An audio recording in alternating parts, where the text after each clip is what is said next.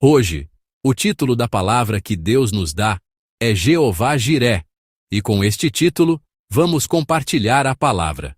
Se pedissem para escolher a palavra hebraica mais conhecida entre os cristãos, provavelmente, Jeová Jiré estaria entre as 3 primeiras. A maioria dos irmãos que possuem uma Bíblia, mesmo sem saber a grafia hebraica, conhece bem esta frase, Jeová Jiré.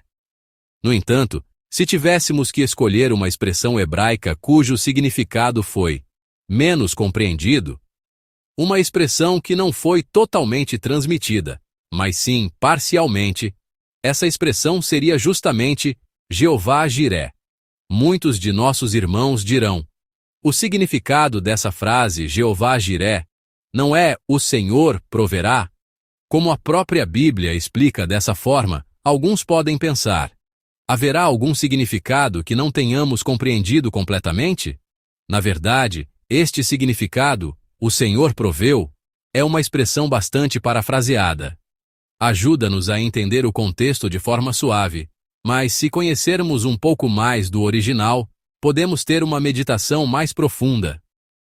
Hoje, vamos examinar juntos a expressão que tão bem conhecemos, Jeová Jiré. Primeiramente, a maioria de nós entende Jeová Jiré como uma grande confissão de fé de Abraão, que em uma situação onde não se podia esperar em Deus, uma situação absurda, irracional, difícil de entender e explicar, ele confessou a fé de que Deus proverá. No entanto, se lermos o texto de hoje com um pouco mais de atenção, veremos que não é bem assim. Podemos ver que essa confissão não é tão grandiosa assim. Já falei sobre isso uma vez durante um culto de madrugada. Jeová Jiré apareceu pela primeira vez em uma conversa entre Abraão e seu filho Isaque. Era o texto do nosso devocional infantil de ontem. Vamos ler juntos Gênesis 22, versículos 7 a 8. Vamos ler juntos. 7 Isaque disse a seu pai Abraão. Meu pai? Sim, meu filho, respondeu Abraão. Isaque perguntou. As brasas e a lenha estão aqui, mas onde está o cordeiro para o holocausto? 8. Respondeu Abraão. Deus mesmo há de prover o cordeiro para o holocausto, meu filho. E os dois seguiram juntos. Amém. Isaque pergunta a seu pai, Abraão, porque algo parecia estranho. Temos fogo e lenha, mas onde está o cordeiro? Onde está o cordeiro para o holocausto? Por que não temos o cordeiro que será o holocausto? Perguntou Isaque. Para Abraão, esta pergunta era extremamente embaraçosa. Uma pergunta verdadeiramente difícil de responder. É aqui que Jeová Jiré aparece pela primeira vez. Mas, irmãos, antes de passarmos para a resposta de Abraão, vamos pensar por um momento. Se vocês estivessem no lugar de Abraão, como responderiam? Quando o filho que está prestes a morrer como holocausto pergunta, onde está o holocausto? Como vocês responderiam? Vocês diriam honestamente, a holocausto é você? Vocês conseguiriam dizer com exatidão, ontem à noite, ou algumas noites atrás, Deus me disse para te oferecer como holocausto. Abraão também não conseguiu dizer isso, e foi por isso que essa confissão surgiu. Porque ele não podia simplesmente dizer a verdade. Ele a expressou de forma indireta. Meu filho, o cordeiro para o holocausto, Deus mesmo há de prover. Ele simplesmente respondeu assim. Esta resposta não é a verdade. Na verdade, é uma mentira. Ele está mentindo. Portanto, essa resposta é apenas uma desculpa para contornar a situação, pois ele não podia dizer a verdade nua e crua. Não foi uma grande confissão de fé, ou uma decisão grandiosa e nobre como pensamos agora. Jeová Jiré, na verdade, é uma espécie de mentira, uma desculpa inventada por não poder dizer a verdade. A razão pela qual esta palavra não pode ser uma grande confissão é por causa do que Abraão fez no monte. Se Abraão realmente acreditasse no que disse, Deus proverá. Se ele realmente acreditasse nisso, como ele deveria ter agido naquele monte? Ele não deveria ter procurado o que Deus havia preparado? Se Abraão realmente acreditasse que Deus proverá, então, ao subir o monte, ele deveria ter procurado o que Deus havia preparado. Assim como procuramos tesouros em uma caça ao tesouro durante um piquenique, vasculhando esta mata, olhando atrás daquela árvore, inspecionando as fendas das rochas. Se ele realmente acreditasse, se suas palavras fossem uma verdadeira confissão de fé, antes de amarrar Isaque e tentar matá-lo, ele deveria ter procurado o que Deus havia preparado, como Deus proveria o que Deus havia preparado. Mas não há tal ação em lugar nenhum. Abraão realmente decidiu sacrificar Isaque. Portanto, as palavras de Abraão, Deus proverá, não são de modo algum uma confissão de fé. É simplesmente uma desculpa ou pretexto, ou, em termos mais duros, uma mentira, dita porque não havia nada que ele pudesse dizer ao seu filho, porque não tinha uma resposta para ele. É assim que Jeová Jiré começa. Mas, queridos irmãos, o que é importante vem a seguir. É como Deus transformou essa desculpa, esse pretexto, até mesmo essa mentira. O que Deus fez? Ele permitiu que a desculpa permanecesse apenas uma desculpa, que o pretexto ficasse apenas como um pretexto, que a mentira não se realizasse e ficasse como mentira. Não. O que Deus fez foi tornar essa desculpa realidade. Deus fez com que as palavras ditas para contornar a situação, por não ter o que dizer ao filho, se tornassem literalmente verdadeiras. Deus realmente proveu. Deus realmente fez as palavras de Abraão se cumprirem. Deus não permitiu que a desculpa permanecesse como desculpa, nem que o pretexto ficasse como pretexto. Ao vivermos nossas vidas, nós também experimentamos muitas coisas assim. Da última vez que expliquei esta passagem, falei sobre uma experiência que tive no início dos meus estudos no exterior. Vocês por acaso se lembram? Bem, para mim, é uma bênção que não se lembrem, porque assim posso compartilhar mais uma vez. Foi no início dos meus estudos no exterior, quando eu estava aprendendo alemão. Para mim, ouvir e falar alemão era muito difícil. Não importava como eu praticasse, parecia que não melhorava. Eu conseguia ler textos e resolver problemas. Os coreanos têm uma habilidade surpreendente de resolver problemas mesmo sem entender as frases. Porque pensamos que a resposta deve estar em algum lugar do texto e, mesmo sem entender todo o texto, temos essa capacidade milagrosa de escrever a resposta. Mas ouvir e falar era extremamente difícil. Por mais que eu tentasse ouvir, não conseguia entender bem. E por mais que tentasse falar, minha língua se enrolava com muita frequência. Quando o professor no curso de línguas fazia uma pergunta, eu tinha que responder. E o tema daquele dia era casa, ou seja, o lugar onde eu gostaria de viver. Um amigo disse que queria viver no campo, outro disse que queria viver numa cobertura. E eu, como respondi? O alemão simplesmente não me vinha à mente, e as palavras que eu sabia já haviam sido ditas pelos meus amigos.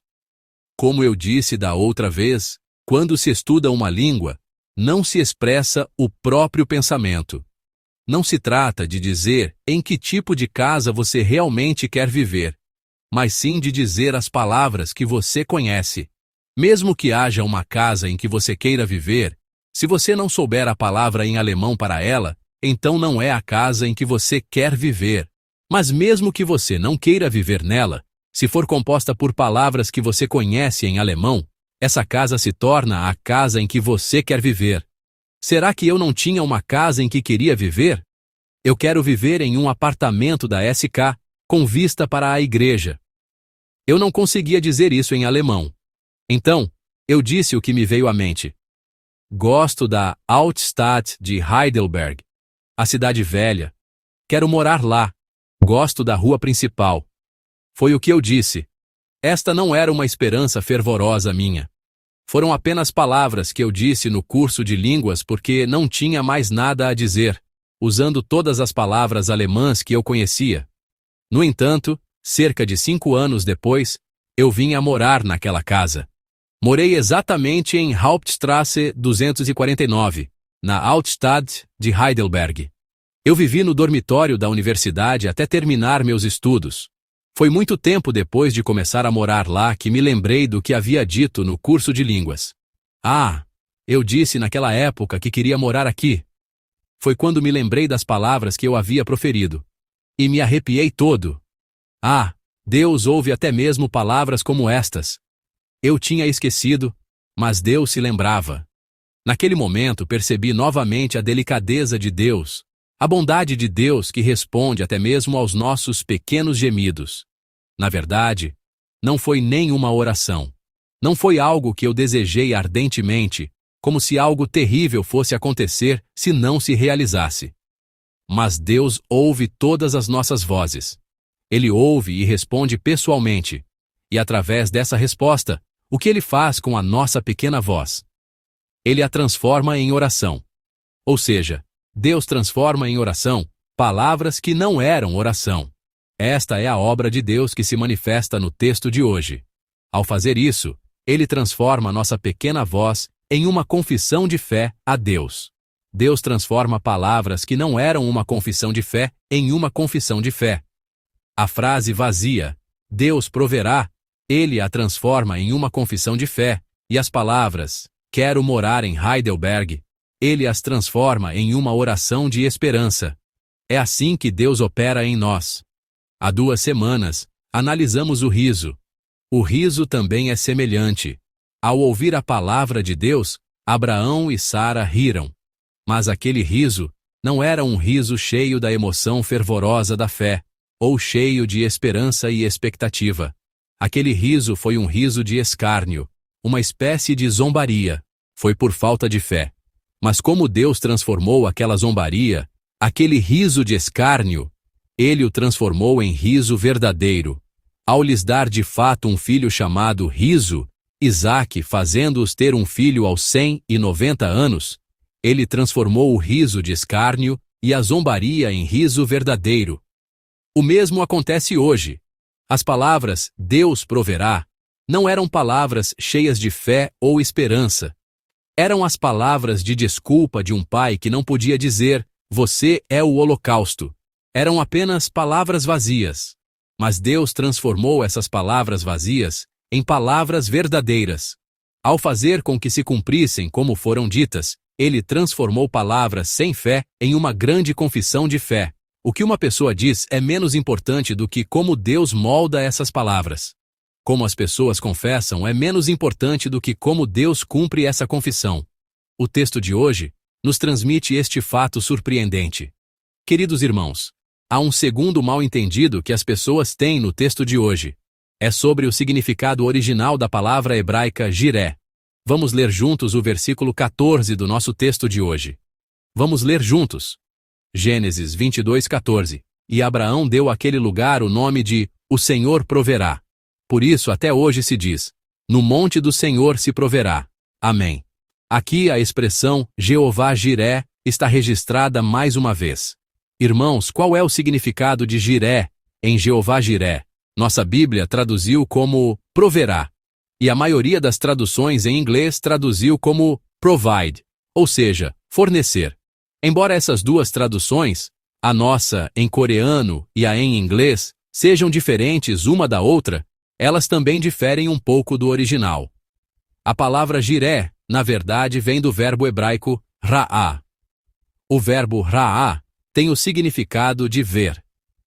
A partir deste significado básico de ver, ele pode ser transformado na forma passiva para significar será mostrado ou será visto, ou seja, aparecerá. Adonai Jiré, Yahweh Jiré, Jeová Jiré, significa Yahweh será visto, ou Yahweh aparecerá.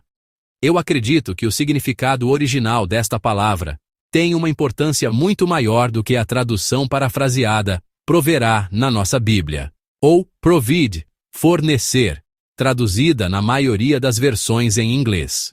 Porque, dentro do significado da palavra original, o que Deus revelará e o que Deus mostrará assume um significado mais profundo e diferente. O significado de proverá na nossa Bíblia é que Deus preparará algo. Compreendem?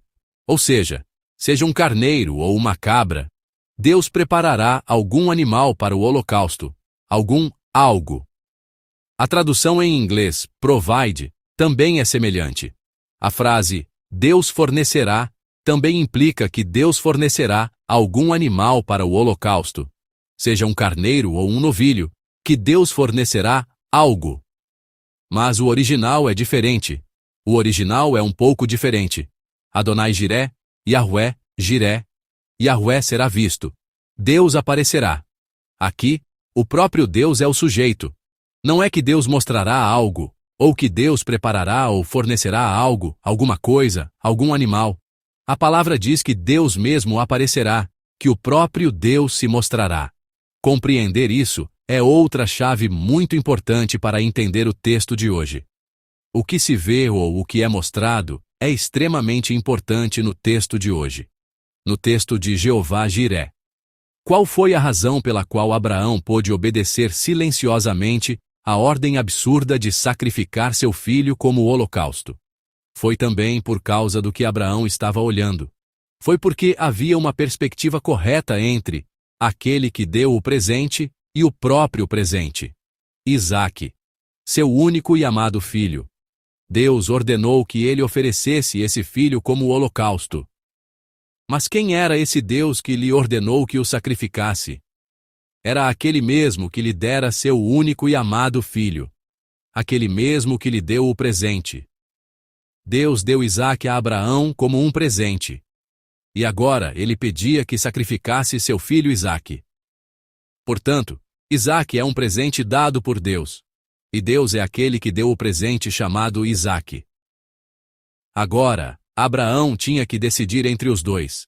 Escolheria o Deus que deu o presente ou o presente Isaque? Neste momento de escolha absurda, Abraão faz uma escolha valiosa que permaneceria na história da humanidade. Ele escolheu não o presente, mas o Deus que deu o presente. Ele mesmo. Não alguém que preparou e forneceu algo, mas aquele que se revelou, aquele que se mostrou naquele monte, aquele Deus. Yahweh Jiré, Deus mesmo se mostrará, Deus mesmo aparecerá. A razão pela qual esta palavra é importante também está aqui. O carneiro que Deus daria não é o importante. Se ele desse um carneiro ou uma cabra, ou mesmo se não desse nada, o que ele deu não é o importante. O importante é aquele que o deu. Nosso Deus, da mesma forma, devemos olhar corretamente. Não para algo como um carneiro, nem para algum animal ou pessoa, mas devemos olhar para o próprio Deus. O lugar para onde devemos nos dirigir, para onde nosso olhar deve se voltar, é o próprio Deus.